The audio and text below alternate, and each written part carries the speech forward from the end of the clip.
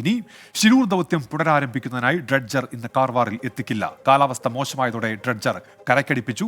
നാളെ രാവിലെ കാർവാറിലേക്ക് പുറപ്പെടും. വിവരങ്ങളുമായി അരുൺ പൂപ്പറമ്പ ഇപ്പോൾ ചേരുന്നുണ്ട്. അരുൺ, എന്താണ് ഇപ്പോൾ തിരിച്ചടിയായിരിക്കുന്നത്? അരുൺ, ഉന്മേഷ്, ഇന്ന് രാവിലെയാണ് ഈ ഡ്രഡ്ജർ ഗോവ തുറമുഖത്ത് നിന്ന് കാർവാറിലേക്ക് പുറപ്പെട്ടത്. ഇന്ന് രാത്രിയോടെ, വൈകിട്ട് അല്ലെങ്കിൽ രാത്രിയോടെ തന്നെ ഈ ഡ്രഡ്ജർ കാർവാർ തുറമുഖത്ത് എത്തിച്ചേരും എന്നതാണ് നേരത്തെ അറിയിച്ചിരുന്നത്.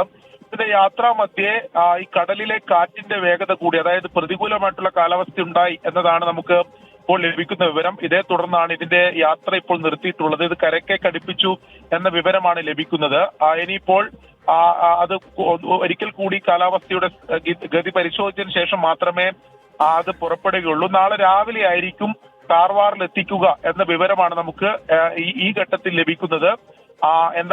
ഇന്ന് കാർവാറിൽ എത്താനുള്ള സാധ്യതയില്ല എന്ന് തന്നെയാണ് നമുക്ക് മനസ്സിലാക്കാൻ സാധിക്കും. നേരത്തെ ഒരു 7 മണിയോടെയോ അല്ലെങ്കിൽ 8 മണിക്കിടയിൽ തന്നെ കാർവാറിൽ എത്തിച്ചേരും എന്നതായിരുന്നു, അങ്ങനെയായിരുന്നു പ്ലാൻ ചെയ്തിരുന്നത്. അതിന്റെ യാത്രാ സമയം അങ്ങനെയായിരുന്നു ക്രമീകരിച്ചിരുന്നത്. പക്ഷേ ആ നിലയിൽ ഈ പ്രതികൂലമായിട്ടുള്ള കാലാവസ്ഥയെ തുടർന്ന് ആ നിലയിൽ എത്താൻ സാധിച്ചിട്ടില്ല എന്നതാണ് ഈ ഘട്ടത്തിൽ നമുക്ക് ലഭിക്കുന്ന വിവരം. ശരി അരുൺ പൂപ്പറമ്പയാണ് വിവരങ്ങൾ നൽകിയത്.